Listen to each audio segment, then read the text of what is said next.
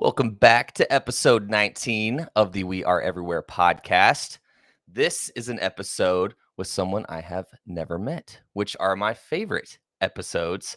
It's great having my friends on here. I love having my friends on here. Don't get me wrong, but the whole concept of this podcast is to meet new people within the fish community and hear their stories.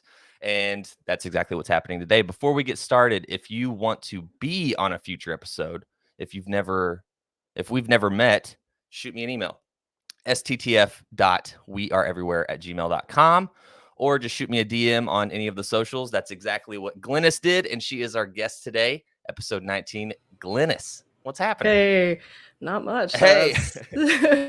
Stuck inside with some with round 4 of COVID, but it's much easier this time, and I got a couple days to myself. So Yeah, that's what. So we started interacting on Instagram. You shot me a DM, yeah. and you had mentioned that, yeah, you've had COVID 4 times.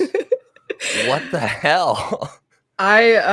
So I work in a very public-facing job, and Gotcha. in a city, so there's much higher risk of Sure. infection. And then of course with the first infection, because I had to take like steroids and stuff for some like lung damage, it makes me even more prone to getting Man. infected. So if I get one more time, then I get a free Frogurt. So so I'm It's like holding on your to my punch card. Yeah. Well, at least you're in like good spirits about it. So have you made any hospital trips? Have any of the times with COVID been like detrimental?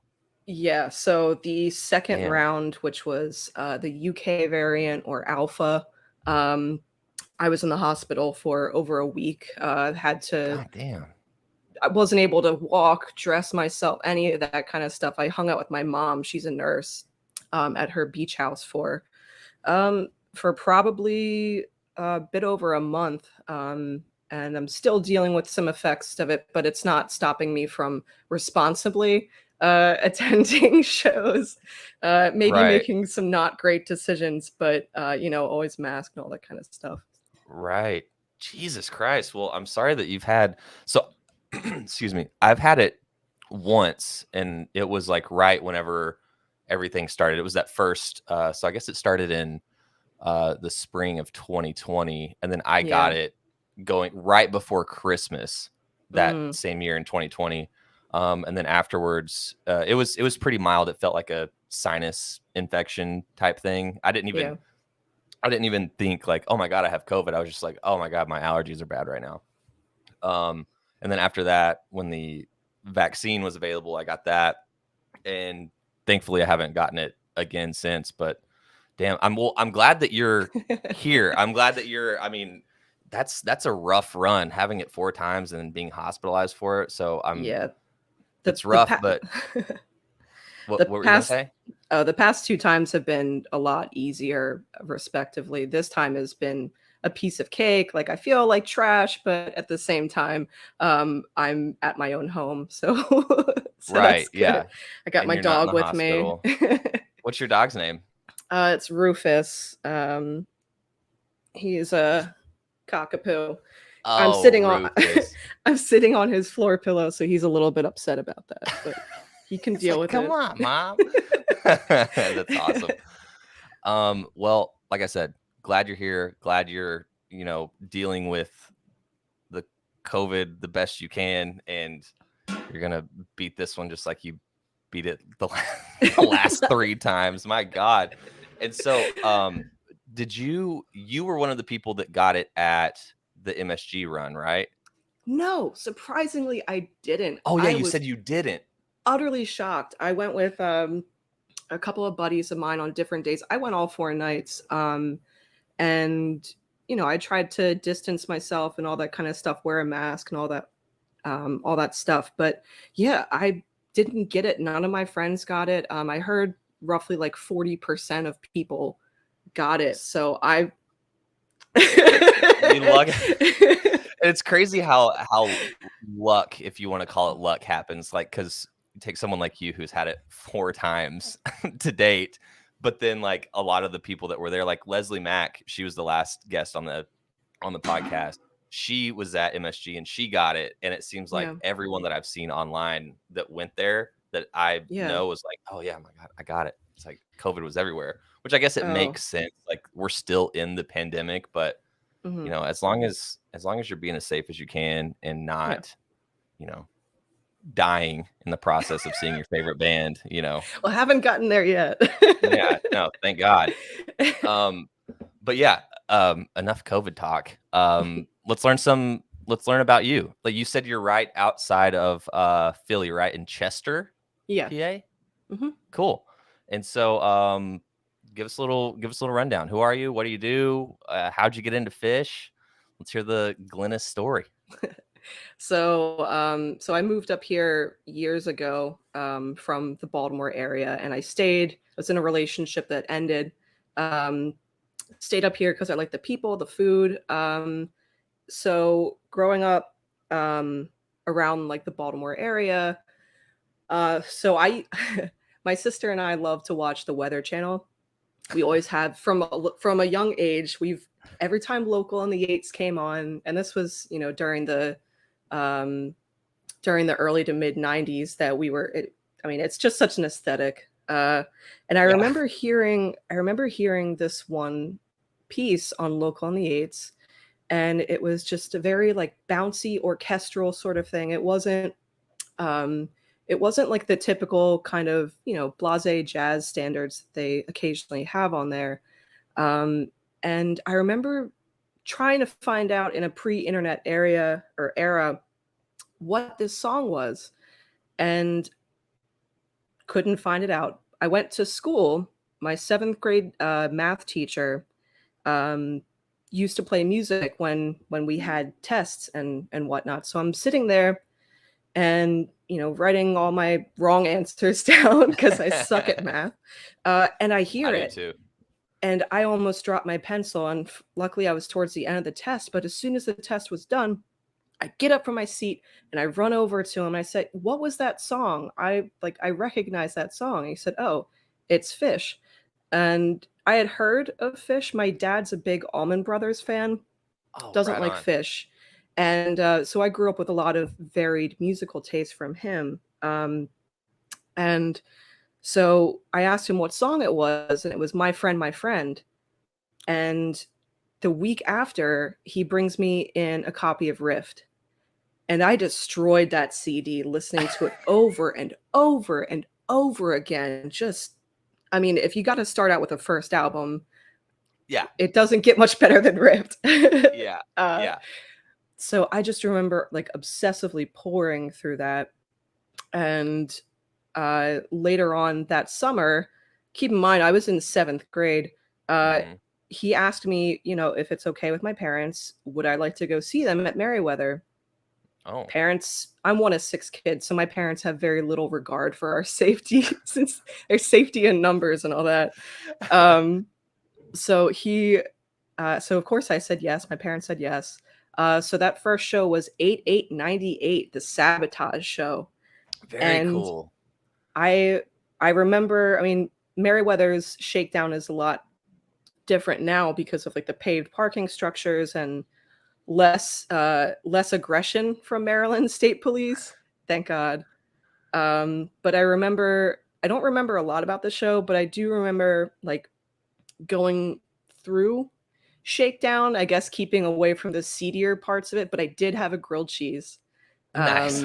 You have And to. it was one of the strongest memories of it. And I remember when they dropped into Sabotage, because I was like, wait a minute, this isn't a Phish song. And ever since then, I mean, I've been utterly hooked. That's I want the word that's coming to my head is bizarre. Like, because how like you discovered Phish and didn't even know it was them through the Yeah. Weather Channel. Like what? Yeah. Like what head was working at the Weather Channel and like throwing on Phish in between like Miles Davis and shit? Like, I mean, I and have heard them play like Shine On You Crazy Diamond, and they have been known to play Divided Sky on Local on the Eights. But yeah, I mean, it's We are Yeah, everywhere. yeah, exactly. And then like even having like your teacher, like that's such a cool way that you found Fish, you know, because usually it's like, oh, an older brother or, you know, some of my classmates were doing this or that. And like I stumbled upon Fish that way. But you found it like legit on your own and was seeking it out before, like you heard it and then didn't know what it was. And you're like, what is this? That's so cool. And then shout out It's to your math teacher too. Like, right. are you still in contact with him? Unfortunately, he passed away a while ago. Oh, Not gotcha.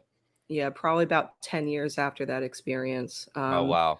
But I did have contact with him afterwards, you know, here and there. But I don't know that I would have been that open to this world of music had it not been for, you know, growing up with my dad, and to a lesser extent, my older brother, Ryan. They both have really, really good taste in music. And, you know, it being like the mid to late 90s, yeah, I also threw some Backstreet Boys in there and all that kind of stuff. But, you know, also like James Gang, Talking Yeah. Heads, Bjork, like my family, between my dad and my brother and I, we stole a lot of CDs from each other. No, that's awesome. And that's like the beautiful thing about music. And that's also like really a good touching point to have is like a lot of people go throughout life without having that, you know, cool friend or that cool brother or that cool dad that like have a taste in music that can expose you to this stuff, you know, and then Right. you're just going through life hearing what's on the radio. I mean, not that Hmm. there's anything wrong with that, but there's such Yeah. a diverse world of like you said, like the Allman Brothers, and then you know you throw it, sprinkle in some Backstreet Boys and NSYNC. There's so much stuff to hear, and it really helps having those people that are older and you know took that path before us to like kind of expose us to it. Otherwise, you're out Mhm. there just you might never stumble upon it. So that's cool. Right. What a cool story. The Weather Channel to math class to the Sabotage show. That's so cool. The Weather Channel is a gateway drug for music. I will just say that. That's like the slogan. The Weather Channel is the gateway drug to music. Yeah, shout out to the Weather Channel. That's cool. Oh yeah. So your first show, you said it was what is it? 8/8/98 or Hmm. when 8/8/98. That's easy to Yeah. remember. Yeah. Um Right. Yeah. There was a yeah. ficus in there too. Oh wow. Yeah. That Ficus has always given me like a very like the weather, like taking it back to the Weather Channel. The weather today here in mid Michigan is like overcast but not rainy and like kind of eerie because there's no wind. And it's Yeah. like you look outside and it's like spooky almost. And that's kind of like the vibe that Ficus gives me. It's like really like uneasy and like unsettling. I feel like a It's Ficus would be good right now. it's definitely a Mike song. That and like Olivia's Pool are have that like sort of uneasy like, do I want it? Do I want to like this song? Do I want to put on when I'm happy or when I'm sad? I don't know. I'm just gonna Yeah. fucking put it on. Yeah. I'm going to lock my doors and then put it on. Yeah. It's like when Yeah. I can't sleep, I'll listen to Sick at Disc and just, you Oh, know, that's good. I just kind of go into my own world. And then all of a sudden, I always wake up to quadraphonic toppling. Oh. Yeah. I can see why that would wake you up because it's so like, I want to say like off time, like during that, Yeah. like, yeah, that would wake me up too. Yeah. So starting back at 8/8/98, your first show, Mhm. fast forward, we know you were at the MSG shows. How many shows have you seen total? I will be at 100 when they hit the man for the first time since 2016. I went back and I kind of recounted some shows that I found some stubs that I had missed. And the fact that it's going to be in my hometown is Yeah, it's really great. So, and I get to share that experience with a lot of my friends. So, that's special. yeah. Are you doing, I mean, outside of like actually going to the show and like being with all your friends, are you doing anything special? Do you have like a show or like a shirt made that says like this is my 100th show or I was considering making a cape. yeah, why not? It's not like It's it's not like people are going to be like, hey, why is she wearing a cape? You know? Yeah, it's like on one hand, I don't want to be like, "Hey everyone, it's my 100th show" or whatever, but at the same time, like it's Yeah. kind of an important milestone. I always like to whenever see people at shows where it's their 100th show or even if it's their first show, I love sitting next to people who it's their first show because you get to just watch all of that, like their facial expressions, like what are they doing now? And you can Yeah. kind of be a guide to that. Yeah. So yeah, I might make something. I probably will. No, yeah, you should. That's awesome. Like the 100th show mile mark. Like I'm still quite a ways away. I think I'm at 55, That's still a 54, respectable 55. number. Yeah, yeah, no, it is. But it's one of those like, and even like on my 50th show, like I felt like I wanted like a sticker or something, you know? Yeah. It's like, wow, Well, if I would have 50. seen you, I would have given you a sticker. Thank you, thank you. So yeah, 100th show at the Man. Obviously, you're going to that. Are you hitting any Mhm. other shows this tour outside of the Man? Yeah, so I'm hitting both of the Man, Merriweather and Atlantic City. Cool. Yeah, taking over that little East Coast run there. Yeah, Yeah. very Philly cool. is a really good place to be a fan. Yeah, yeah, I get so jealous, like, because I grew up. If you've listened to any of the past episodes, everyone knows I grew up in Oklahoma, and Mhm. you know, being like dead center in the middle of the U.S., you can either say, "Oh, you're in the perfect spot to see shows either on the West Coast or on the East Coast," or you can say you're in the Right. worst spot, which is like kind of true because no matter where the show is, you have at least at the minimum a 12-hour drive or, you know, flights if it's so far away, you know, but being in that East Coast little pocket there, like New England, like Phil, like all that, like Yep. you guys are just like, oh yeah, 4 hours this way. Oh, there's another one 4 hours that way. Like it's just you're in the perfect little pocket. It's yeah, I remember doing a string of shows. I did Merriweather, Camden, I think this was 2017 or 2018, and then drove down to Virginia for one of my friends' weddings, and then drove all the way up to Albany. No, this is 2018, Albany for their two shows up there. And then on the last, I got back to work. I'm like, you know what? I'm gonna go down to Hampton. Yeah. So, All on one tank of gas. oh God, no. That's a lot of tanks uh, of gas. Yeah, yeah. But yeah, no, it's really being in that area, like I don't know why I'm trying to describe it to you, but like your perfect spot to hit, you Yeah. know, as many shows as possible, especially like with them being from that area. That's obviously where they favor, you know, playing all their Yeah. shows. Um so you're coming up on 100 shows. After so you started seeing them in 98 and then fast forward to today, after all of the shows and all of the Phish and everything that you've listened to and experienced, I know you mentioned the Psychic Disc earlier. Do you have a favorite year of Phish that you find yourself going back to? I would say, I mean, the obvious answer would be like fall 97, but Sure, um, I would say either 2010 or 2017. 2017, I mean, Baker's dozen aside, you can sure, really start to hear their sound sort of progress into, I mean, into a bit of a more sense of like structured jams.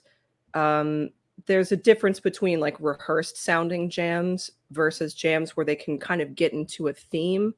And I saw a lot of that pop up in 17, and it really just solidified a lot of why I feel like they're a constantly evolving um, group. And it just, I mean, the Baker's dozen run was absolutely marvelous, um, but yeah, I feel like they've really started to get to a spot where they can have a significant amount of structure in those jams. So it's not just kind of like, major chord noodling for a while, then we go to a minor chord.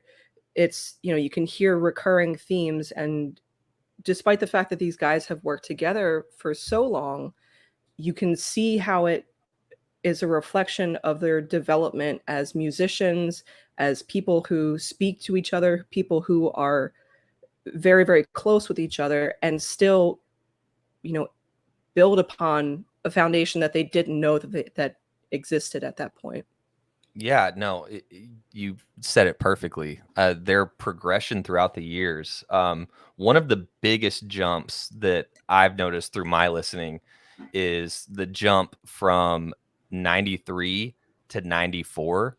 It's Yeah. almost like I don't know if they all just like went and got a master's degree like in music theory or what happened, but it's the amount of growth that happened between those 2 years. It's like it's unrivaled. But I do know what you're talking about in 17 whenever and like the progression of the band is so like I feel like I've talked about this a lot. It's so in the early days it seemed like every year was like a different era almost. But Yeah. then like you fast forward to now, it all kind of feels like the same era, but you can tell like the active listening, like Trey listening to everyone, Yeah. Mike listening to everyone. They find these pockets and these themes like you mentioned, and it's not just the noodling, you know, it's Yeah.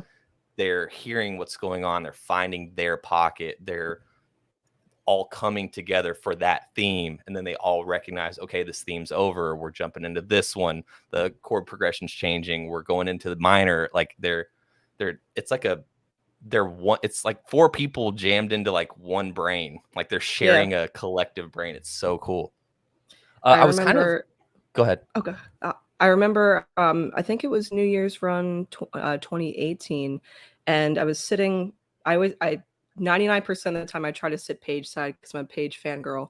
But I remember they were playing. I can't remember what jam that they were coming out of, but Trey ripcorded into Farmhouse, and you could see Mike just had this pissed off look on his face, and he What just the kind of like fuck? turns over to him, and I'm like, are you seeing this? And I said, wait, after Farmhouse he's going to give Trey a punishment song. He's going to make him do like something like Seven Below, because Trey sometimes has some difficulty with like the beginning guitar part, and he goes into Seven Below, and of You course called it. Trey, he messes it up a little bit, but it turned out to be a really, really great jam. But it was like that kind of communication is, ugh, I love it. I Yeah, love watching it. I know. And like touching on the ripcord, like you just mentioned, it's like that's like the one thing. And like, don't get me wrong, I love Trey, just like everyone else. Like Trey is Yeah. the best. He's the best. But like he's kind of made that like the ripcord has become a thing. It's like they'll all be Yeah. vibing and like in this like sharing this unit, and then he's the one that like wanders out sometimes. He'll be like, "Oh, I don't like it." Yeah. It's like, Everyone, no. yeah. I feel like everyone in the band and then everyone listening is also just like, okay, I guess we're done with All that. right. I guess we're moving on. It's okay if you rip chords into something really good. Yeah. But at the same time, yeah, I've heard Fishman ripcord a couple of times, but it's not common to hear Page or Mike ripcord, especially since Mike has occasionally been lower in the mix, so you can't really hear him anyway. Right. And like with Trey, leading most of the jams, at least whenever they start, he Yeah, kind of has that power to be like, oh, I don't like where this is going. We're playing something else yeah, now. And like you mentioned, like Phish doing it, like on like the drums as an instrument, like you can get away with quote unquote ripcording without it being noticed as heavily. if I had a nickel for every single time my brain wanted to him um hear him on the blocks going into cross-eyed and painless, or hearing Page's synth and being like, all right, they're going to drop into a 1999 right now, uh I'd be a Yeah. millionaire. No, yeah, and those are those little like cues, like where if you hear them in a jam, being familiar with, like you just mentioned those two songs, like, or any song that like has a unique start, you call it in your head, you're like, oh, I can hear this coming. I can hear Yeah. this coming. That's what I had that same experience this last year at Deer Creek. I kept during the Simple, that was like the Monster Jam. Oh, There was like a little period, I want to say like around like the 12-minute mark, where I was, and I can't remember. I'll have to throw it on, and the second that I hear it, I'll remember what I thought they were going into. But the rhythm and the chord progression that they were like kind of like in the jam, I was like, Yeah. everyone around me, I was like, watch, they're about to go into, and I can't remember the song right now. I was like, they're about to go into this, they're about to go into this, they're about to go into this, and they never did. But it sounded like it was right on the tip of it. I was like, how can you not? And I was like, am I the only one hearing Right? this? But I wish I could remember what the song was. It was God damn it. I'll remember afterwards. After we're done recording, I'll go in and Yeah. record myself. It was Ficus or whatever it was, you know. But yeah, those little cues are like you mentioned, the blocks or like the synth, like you can tell something's coming. Those are those little, I don't know what to call them, not earworms, but little cues, I guess. Mhm. They're fun. A hard question coming up. Do you have a favorite jam of all time? I'm talking Deserted Island. You can only listen to this one jam for the rest of your life, or no jams at all. So this is where I kind of go against the general flow, because everyone who knows me personally knows exactly what I'm gonna say. Okay. So my favorite jam of all time is 11/24/09 Curtain With. Curtain Oh. With is such a beautiful song, and I remember we all remember the Curtain With from Coventry. That broke my heart. Mm-hmm. And it was the first show that I had seen post hiatus. And I remember hearing the opening to it, and just my heart being filled with just, ugh, with a lot of stuff. Mm-hmm. And just, oh nine was, they were kind of trying to find their footing. Mm-hmm. There were some really good standout shows that year. And on paper, the set list for this show was really good. I know it was not one of their better shows, but that Curtain With, oh man, it was like when you watch a Zamboni go across a hockey rink, and it Yeah. just kind of clears everything away. And I just remember standing there, closing my eyes, and being filled with the Holy Spirit of Phish. And it was just such a beautifully played out jam. And I've heard Curtain With, since then. It's kind of a running joke that at the beginning of every show, I'll turn to my friends and say, if they get a Curtain With, I'm gonna die, I'm gonna pass out. And it's only happened a handful of times, but the emotional significance of that show, of that, the rare indoor Philly show, because they tend to do fall tour West Coast now. But I mean, it's just such a beautiful jam. I highly recommend it, and it's often slept on. I've never really heard someone mention that, even as one of like the better Curtain Widths. But definitely check it out. It's that's actually, this poster was from that show. Oh, cool. Um, Okay. and so yeah, it's Curtain Width is just such I call it a sunset song. I remember, I think it was at BB&T or the Tweeter Center, or whatever you want to call it in Camden. It changes names every 10 years. There was it was, I think, the second or third night. There was this beautiful sunset over, Camden's right across the river from Philly. So you can see Philly, you can see the sunset. I mean, it is gorgeous on the lawn there, and the sound system is great. And I remember telling my friend Chris, if they get a Curtain With, I'm going to die. They open the set with Curtain With, and I start screaming, and just, I drop to my knees. And then that entire first set was utterly heartbreaking. I mean, it had a really good Fast Enough for You, which it was a good placement. And a nice little Mango song. But yeah, that song definitely reminds me of like the closing of the day, of like an end to something, but not something um, that you're sad about. I mean, maybe there's a little bit of sadness there, but overall, it's a really good jam. That's awesome. And I've never heard, you described it so poetically. And I feel like, even like with the title, The Curtain With, it's like describing it like as the end of the day, or like the closing of something. It's like pulling the curtain. And it is a beautiful song. And now hearing you describe it as a sunset song, I feel like that has to be how that song was written, because how else do you describe that? I'm definitely gonna, and I think you nailed it. That's not just that show, but that song in general, I feel like is slept on a lot. And so I'm gonna go and check it, because I'm not familiar with the specific show that you're talking about with that jam, Hmm. but I will throw it on tonight Cool. at sunset. Nice. Watch out for some tornadoes. I know you guys got hit pretty Oh hard, my I think gosh. yesterday.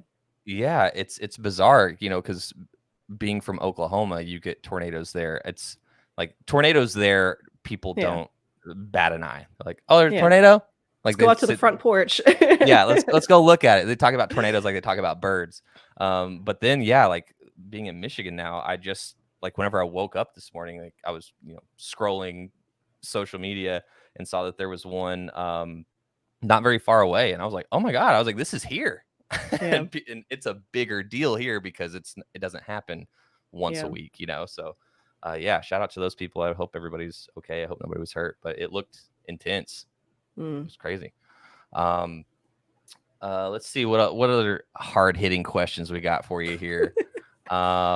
This one is this one's always kind of, because the point of this podcast is we all love Phish and we want to talk about, all the great things, but to ignore the fact that the fan base in general, I'm not going to say it's negative, because it's not. It's very positive, but there is some bitching that goes Yeah. on.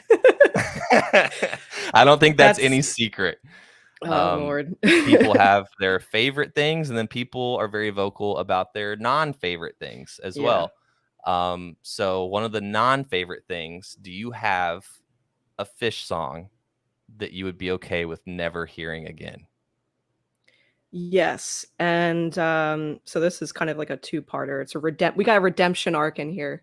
Okay. So in before 2018, my answer would have been 20 years later. Other than the chord progression at the end of the song, which is great. I wish they would jam that out a lot more often. But it always seems like during the singing part of it that the harmonies seemed a bit like strained. Um, and it just kind of like floundered and wandered, and it just, it seemed like kind of a weird, like not quite a bathroom song. I try not to have bathroom songs, but the one at, I think it was Camden 18, that went into Mr. Completely was just changed my mind on that. So now my new unfavorite song would probably be Rise Up, Come Together.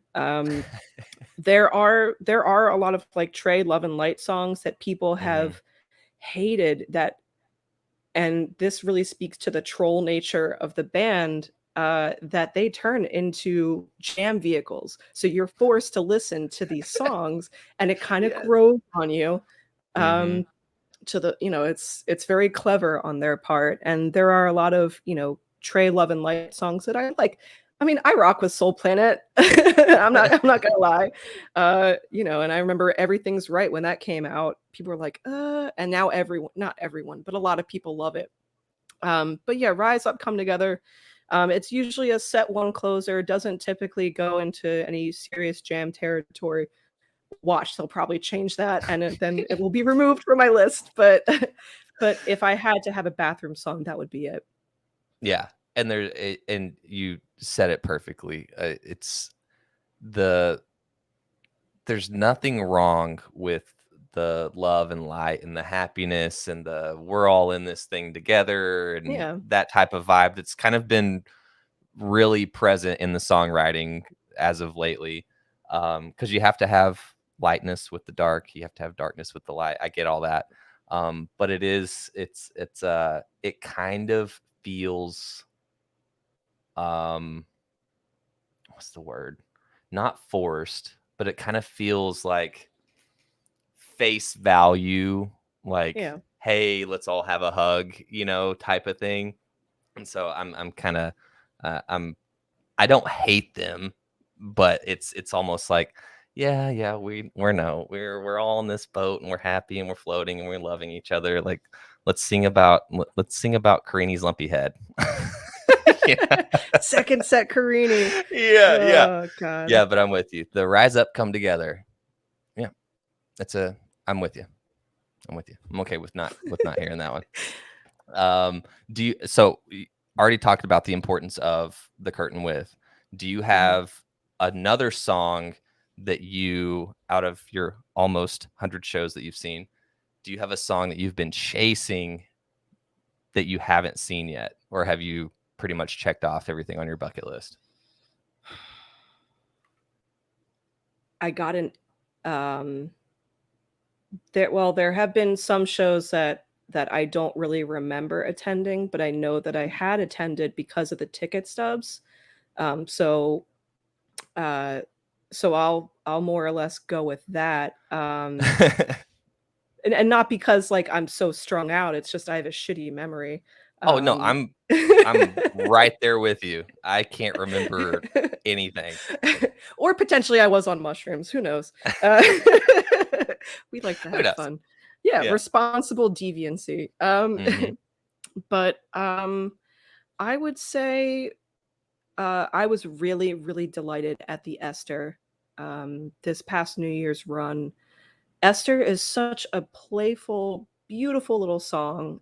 And one thing that I have been focusing on with, with dealing with all of like the COVID stuff, I had a lot of memory loss issues.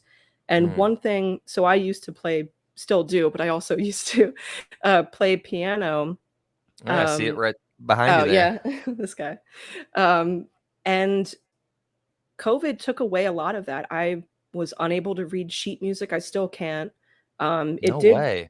COVID did change the way that I take like my taste buds. I like coffee now. I hated coffee before. So that's really? At least yeah. So that's a plus. But one thing that really helped me was playing piano and allowing my memory to kind of fill in the gaps and in this unspoken wordless way. And Esther was one of the first songs that I really wanted to tackle. It's always been a favorite song of mine just because it's so weird. It is but very it's weird. got those beautiful, that beautiful flying section. But yeah, I was really, really excited to catch Esther.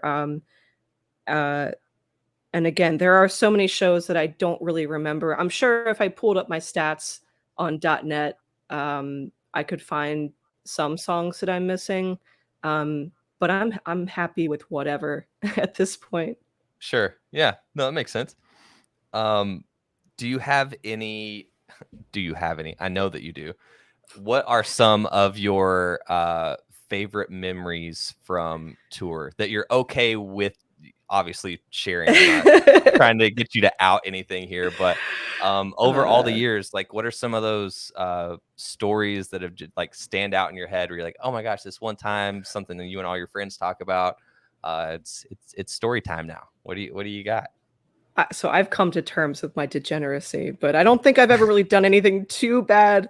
I'm very honest with my parents. Half the time they don't believe me anyway. I'm the good kid. So, but actually two come in mind in particular.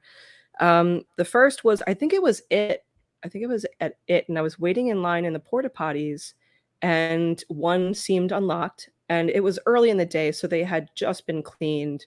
Thank God. It's the best. Yeah. And I opened the door and there's this guy sitting fully clothed on top of the porta potty, like on top of the toilet, and he's eating a bowl of oatmeal. And the man is completely sober, as far as I can tell. And he's just like, yeah, I wanted some peace and quiet. Do you want some oatmeal? And he had like one of those, like the sealed cups. I said, sure, why not? So I took it, and him and I Oh my God. Surprise. I would you consider that a ground score? I don't know. I don't know. It was apple cinnamon. It was It was one of those like hippie kind of oatmeals, like with the granola and the chia seeds and stuff. And I remember, Non-GMO and all that. yeah, and I remember him. I had talked with him throughout the day, and we went in line together. He's like, "Watch, they won't. I'll go through security, and they won't say anything." And they didn't. So that About led his to, oatmeal? yeah, he was just eating oatmeal going through security, and they were just like, "All right, whatever. It's medicinal, man." Yeah. I need it. It reminded me of the security at Atlantic City this past summer where you could bring in like an anti-aircraft missile and they're like, is that legal? Okay, you're good. Go ahead. Um, but it led me to this path of every time that I go to an outdoor show, or at least almost every time, I bring with me things like a pint of like heirloom tomato, like cherry tomatoes or raspberries. I've gotten blackberries through security while going through MSG for New Year's Eve. Just to Um, see what you can take. yeah, my proudest thing, and again, this is being completely open with the fact that I'm bringing this in, was a quart large Ziploc bag, Camden 2017, of pork barbacoa, and the guy going through was just like, whatever. It's Camden. We have bigger problems. I think that was the show that someone died of cardiac arrest on the lawn and then a police officer got shot afterwards. Oh So my again, God. it's Camden. It's funny because that show started with crowd control and encored with Show of Life. That was not a great show. The last show that I had that same like context was one of the worst shows that I've been to. It was Merriweather 2010.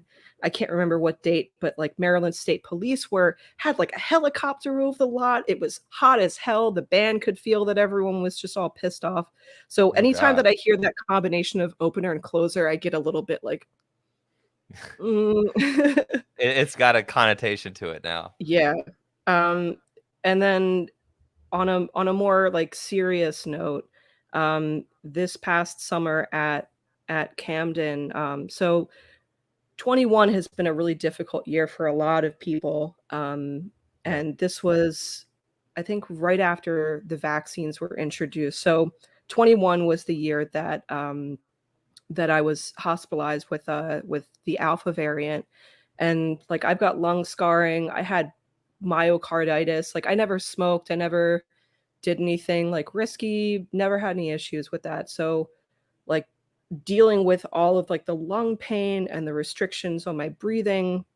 And then my dad got really sick over that summer to the point where, he was on palliative care, like hospice, all that kind of stuff. He was in the hospital for months. We were told several times that, he wasn't going to make it. And I Oh. remember right before Atlantic, or right before Hershey, my dad being the live music fanatic that he is, I said, "Dad, uh, do me a favor and don't die before tour."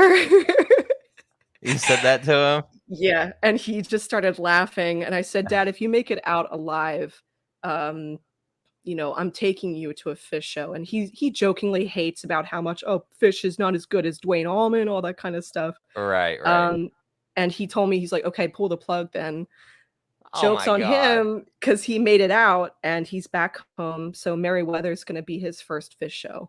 Um, so I'm really excited for that. And I remember sitting on this, or standing on the sand at Atlantic City. I think it was night 3, where I was really hoping for a coil. And of course, they go into a coil. And my buddy Caleb was standing right next to me. I started sobbing, and just all of the grief and stress and frustration and everything just exited out of my body for that moment. And the like guttural, like Claire Danes ugly crying, um, and paroxysms of grief, and just sobbing through the entire song. And I remember once it was done, I felt so much lighter. Um, and the guy behind me with his crew, Cokehead Patrick and his company, they Okay. were like grabbing me on the shoulder, like, "Oh, are you okay? Are you okay?" Like, great now. Yeah. Oh Yeah. yeah. And that's one of the things, like, even like with your dad, of like kind of like jokingly being like, oh, Fish sucks or whatever. um Being a Fish fan has its own, I feel like stigma is kind of like an aggressive word to use, but I'm going to use that word Yeah. because, we all kind of get lumped into the same thing with people that aren't into Fish. It's like, oh yeah, hippies, doing, dropping acid, listening to crazy music, dropouts, whatever. But there are these beautiful things, like you with that coil and letting go of all that grief and just like breaking down and crying. Like, in one song, you got 10 years worth of like going to therapy. I mean, it's Yeah. there. It's, if you're in it, it's bigger than just like, oh yeah, I'm going to see my favorite band for the 100th time. There Yeah. are these like special things and like special songs that you have attached to certain things, and like it gets emotional, and it's beautiful because it's not just going to see a band. Like, Yeah. you got rid of all, like you said, you felt so much lighter, like with just a song playing, and it like overtakes you, and I think that's Yeah. beautiful. And Yeah. it's funny that you mentioned that because I've been seeing like this therapist for almost 10 years. He's retiring soon. He's a deadhead, Oh, nice. casual Fish person. But it's so nice to be able to describe like, hey, this is what I feel when I feel a jam, and knowing that he understands what I'm talking about instead of some guy being like, What? okay, Yeah. good luck, hippie. Yeah, exactly. No, that is like with the therapy that I've done in the past, I didn't really feel like a connection with the person, but having them be like, understand like what a jam makes you feel, or tying your Yeah. other feelings into that. I Yeah. feel like with my new therapist, I need to find someone. I'm like, that's going to be the requirement. It's like, do you know who Fish is? Do you listen to Fish? Do you listen to the Dead? All right, what's your music taste? Right? Yeah. I don't care about your qualifications. Yeah. What's what's your Yeah, I favorite don't even show? care if you went to school. Why is it Cornell 77?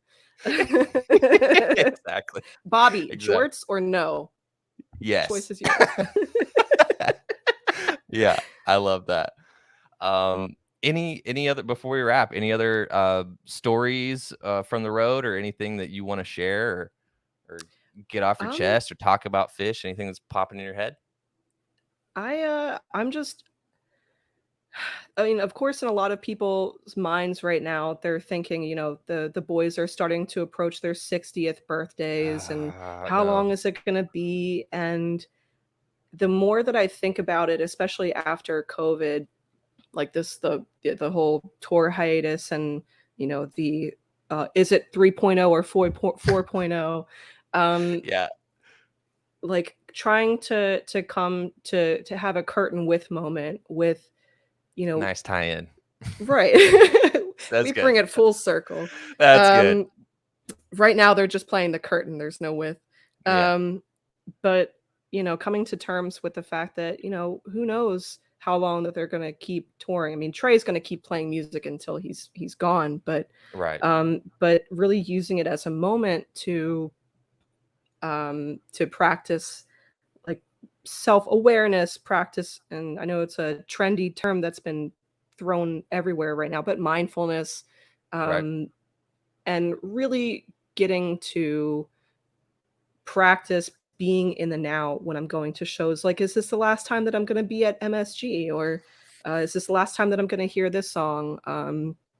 And going from grieving that to celebrating it, and really trying to hold on to those feelings so I can access them at a later point in time when things aren't, the same.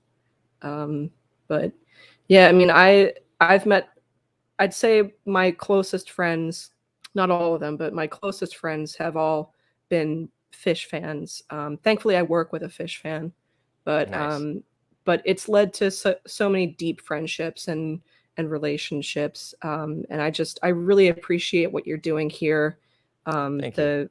The fan led community, such as things from like the Mockingbird Foundation or Fans for Racial Equity, the fact that they're supported by the band and their fan-led efforts just makes me feel so much better about the saying never meet your heroes, but I know that these guys are good, Yeah. and that is a really great feeling.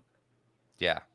That's I have goosebumps from everything that you just said. And I don't even want to muddy the waters by trying to like take it any further, because that's a beautiful and poetic ending. And I've enjoyed you so much. I'm so glad that I got to meet you.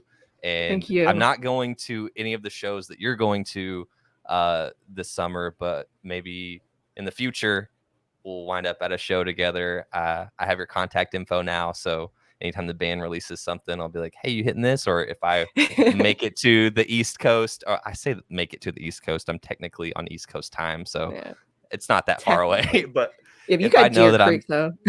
yeah, Deer Creek, I'm gonna hit Pine Knob. Deer Creek, I'm Oof. still on the fence about. Yeah. We went last year and it was great.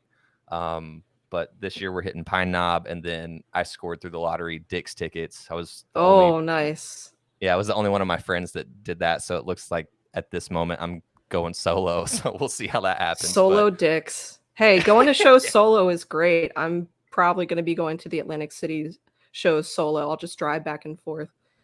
yeah, But yeah, yeah. you always meet good people at solo shows. Maybe they'll get a Deer Creek sample instead of a Deer Creek simple this time. Who knows? Sample Deer Creek. Yeah, but Glynnis, thank you for taking the time. Thanks for reaching out. I'm glad to have met you, and this was a great episode. And hopefully, I'll see you at a show in the future. You too. And tell what'd you say his name was? Rufus. Yeah, Rufus. Yeah, you sit on the Rufus. couch. Tell Rufus I said hi, and we'll see you. Oh, all right, Rufus. I won't mess up your nap, buddy. All right, but thank you again, and we'll see you at a show soon. Take care.